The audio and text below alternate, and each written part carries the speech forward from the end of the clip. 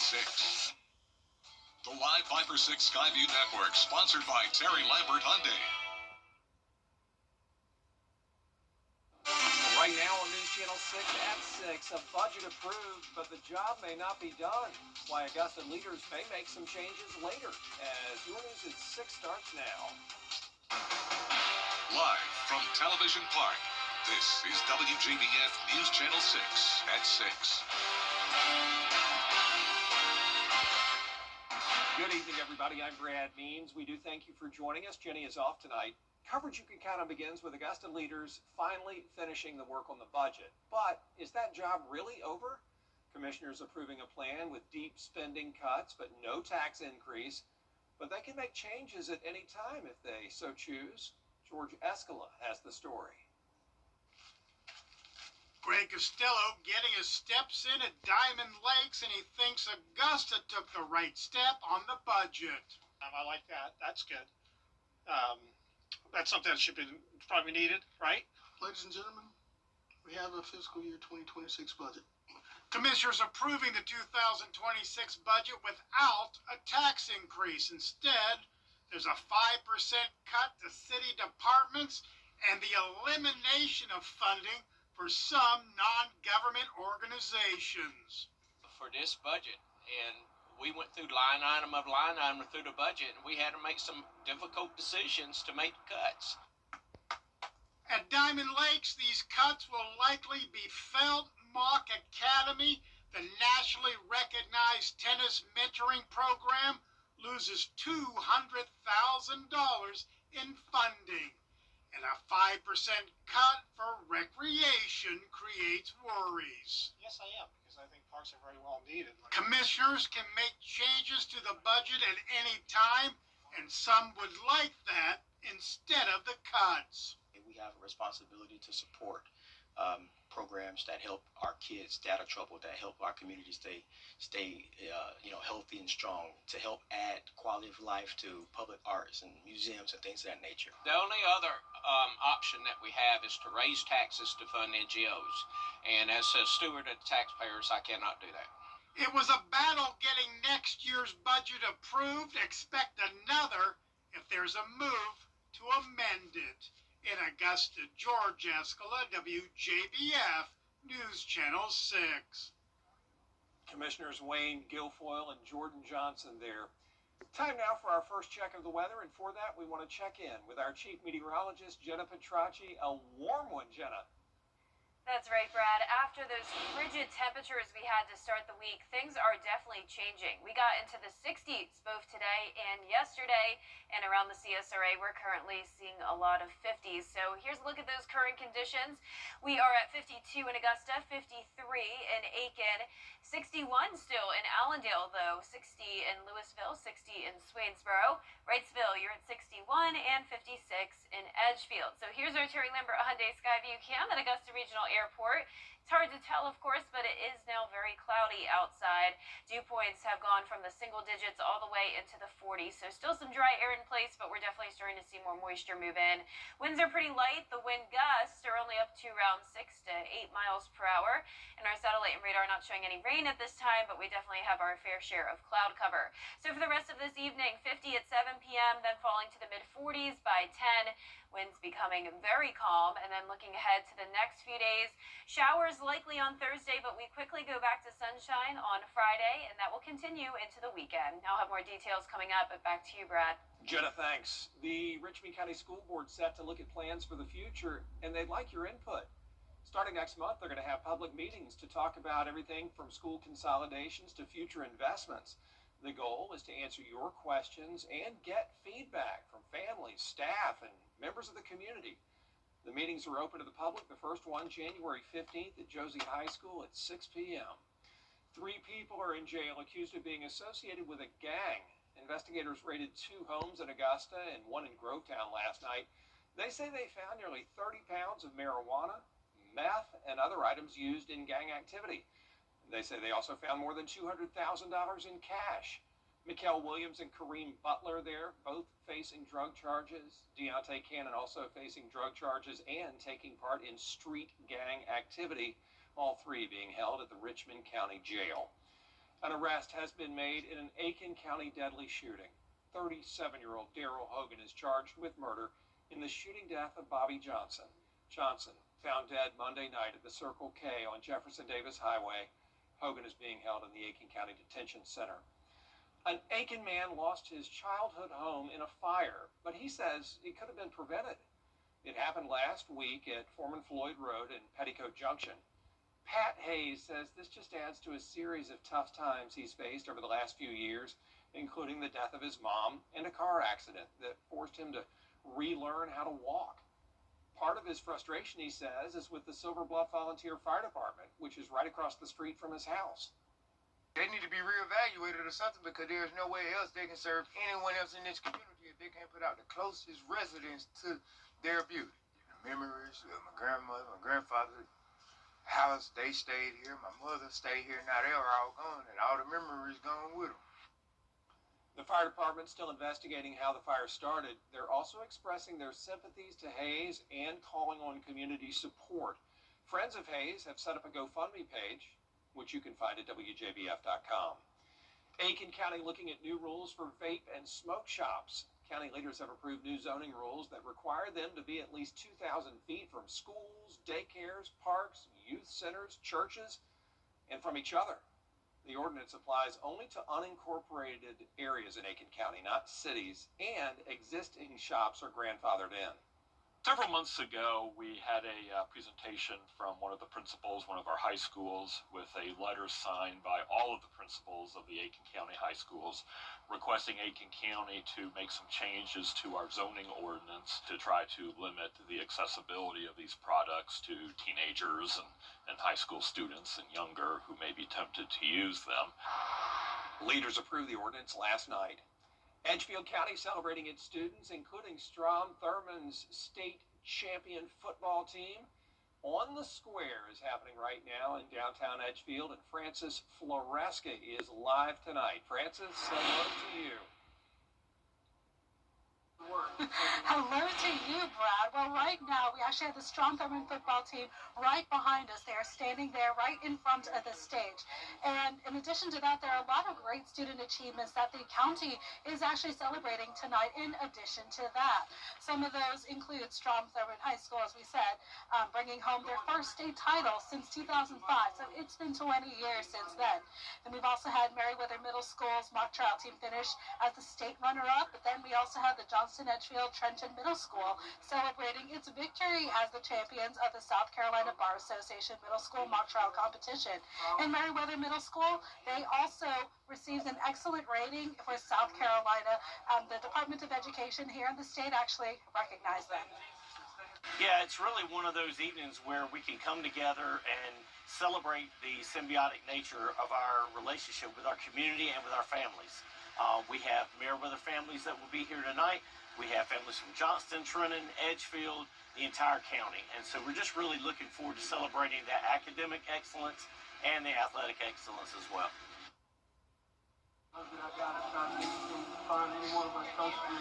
The celebration will continue until 7 p.m. tonight. And in Edgefield County, Francis Floresca, WJBF News Channel 6. A couple of nonprofit groups teaming up now to try to help people get medical supplies who might not be able to afford them. Cutter's Resource Closet and Sons of Consolation Ministries collect and then hand out that equipment. They're trying to raise $200,000 as well for a medical resource center in Augusta. I've often thought that the right thing to do, right, is not what you could do, not what you want to do, but it's what you should do.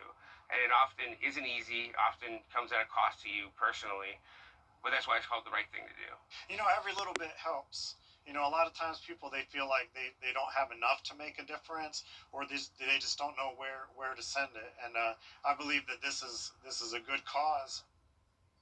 If you need medical equipment or you can donate, find this story at WJBF.com. Still ahead, voting on health care, why some lawmakers are breaking rank when we come back. Let's go! What's up? I'm 8th generation watermelon farmer and NASCAR driver Ross Chastain. And one thing's for sure, Racing with professional drivers requires me to use my melon. So if you've had a drink after a long day at work or celebrated a little too much, always surrender those keys to a sober designated driver. So you should never mix drinking with any kind of driving, and that's using your melon. A message from the Governor's Office of Highway Safety. Deal. And Jenna's back with us now with a look at rain on the way. Yeah, rain is on the way, Brad, for Thursday. Other than that, it's going to be very dry. Lots of sunshine to look forward to, and that does include Christmas Day as temperatures warm up. I'll have a look at those temperatures when we return. With 40 years experience, JBF and our partners continue to champion local families through our Children First campaign. Together, we hope to strengthen our community by uplifting children across the CSRA. To learn more, visit WJBF.com/Children First. The CSRA's favorite news app is now even better with easier access to local news, weather, and live streaming video. Download the News Channel 6 mobile app. Now, your most accurate forecast with WJBF Live Viper 6. Welcome back. It was a warmer day, and we started out with some sunshine, and then the clouds took over. So it is going to be cloudy from now through early Friday morning. Here's a look at our Terry Lambert Hyundai Skyview Cam in Burke County. 52 degrees, so the good news is that the cloud cover is going to keep us significantly warmer than it has been lately. So anyone who is tired of the cold, this forecast will be a big treat. Now, dew points are also starting to rise. We had single-digit dew points just a couple days ago, but now we're going to start to see more moisture move in as we get ready for some rain tomorrow. So temperature-wise, we're sitting in the low 50s to lower 60s, and our satellite and radar are not showing any rain here really across Georgia or South Carolina at this time, but we definitely have a lot of cloud cover moving in with a few showers around the Gulf Coast. So here's a look at your Thursday forecast. Starting out at 46, overcast throughout the day. Some patchy fog possible in the morning. A few showers also possible early in the day, but most of the rain is going to be coming in during the late afternoon and evening. Chance of rain is high at 80%, then a lower chance Friday, and will be completely dry over the weekend. So here's our futurecast tonight at 8 p.m. Still just seeing the cloud cover, and then once we get to 8 a.m. tomorrow morning, we're going to start to see a few light showers. Once again, fog and cloud cover possible, and then look how widespread the rain is going to be Thursday evening. We'll have some breaks here and there. It won't be a washout all day long, and then you can see by Friday, we're pretty much completely dry. This cold front is going to be moving out of the area very quickly. High pressure is going to be building in behind it. We'll have winds coming out of the northwest, and this high pressure is going to bring us plenty of sunshine to enjoy over the weekend. Now, here's our futurecast looking closer at home now, 7 a.m. on Thursday morning. A few showers here and there. Now, we can't rule out the possibility of a heavier downpour at times, maybe some thunder, but the chance of storms is very low at this event. We're not expecting any severe weather. Now, you can see by midnight, we're pretty much nearly dry, but just a few showers continuing into Friday morning, especially down in our southeastern counties. That's where we'll have the highest chance of some rainfall, around a ½ inch to 3/4 of an inch. The rest of us around 1/10 of an inch to 1/4 of an inch. Now, here's your 10-day forecast. After we get through that rain, temperatures will be briefly cooler on Friday, along with a breeze. Then we warm up to 67 on Sunday, and we hit the upper 60s to low 70s on Christmas Day, and once again, it will be sunny and dry. Now, here's a look at today's umbrella winner. Congratulations, Lou Sims from Thompson. Lou, you can pick up your Viper 6 umbrella here at the station and sign up to win yours on WJBF.com. All right, thank you, Jenna. Coming up, the Strom Thurmond Rebels being honored in Edgefield for their state championship. Live look in sports. What's one word to describe life after a car accident? Chaotic. It's a never-ending list of to-dos unless you call the right lawyer, and then poof. It only takes one call to take away the stress and chaos. Call me, Chris Hudson, from here or you.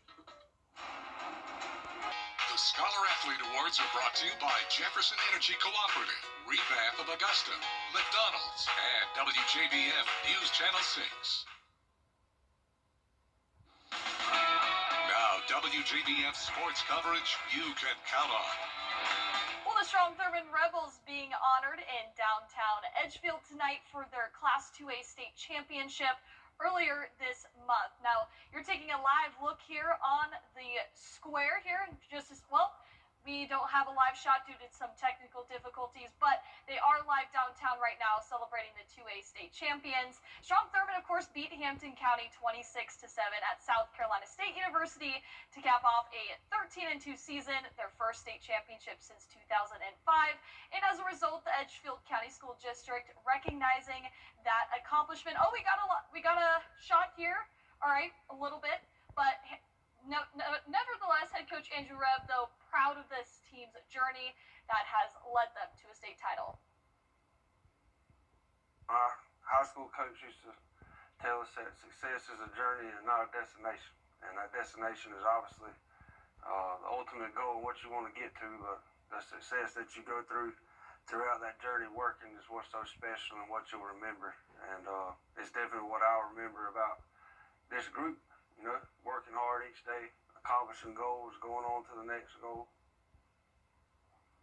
Well, speaking of football, this week's Scholar Athlete has shined on the gridiron this year. We're talking about Jack Rhodes, who is a standout football player who played both wide receiver and quarterback throughout his career. The senior compiled more than 5,000 yards and 67 touchdowns in his 4 years on the team. He also ranks 13th in the nation in receiving yards. He'll be taking his talents to play in the ACC at the University of Virginia. Now, academically, he has over a 4.0 GPA, takes 8 AP courses, volunteers his time with the Boys and Girls Club, along with coaching U15 football. The school's pretty challenging. They push you to your limits, and to be recognized for something academically is nice. It's been kind of fun getting to see every part of the game, and just trying to do whatever I can to help our team win. He stays motivated with that, but then you throw in some tough classes, big rigor. But he rises to the occasion and he does well. Since he was a kid, he's always been all in on anything he does. He would be in the backyard till dark, whether he's playing, by himself or throwing with me or a neighbor, and he's always 100% in what he's doing. We get a lot of kids nowadays that know the game as well as he does. I'm grilling my 5-year-old every night, so he's like Jack. Jack knows every position.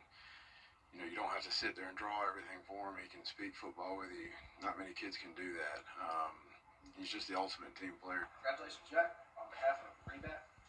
Congratulations to Jack again on his award.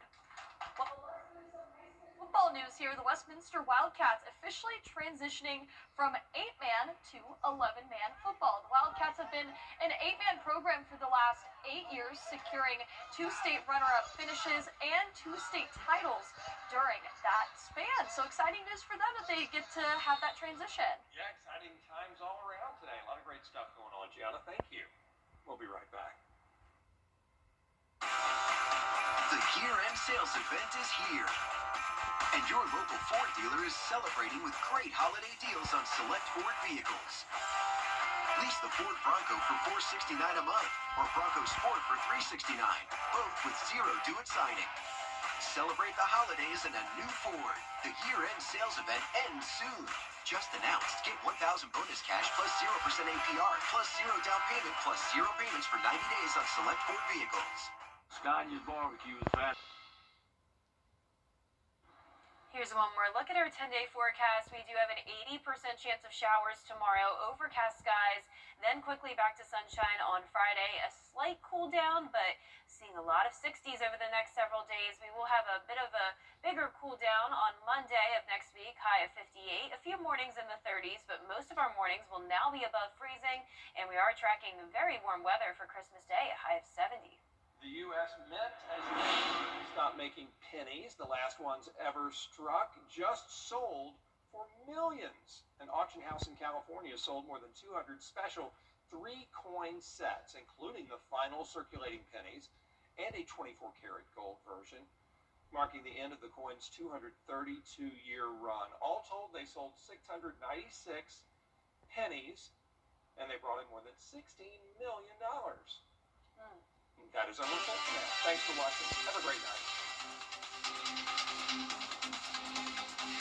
That's a high price. Yeah.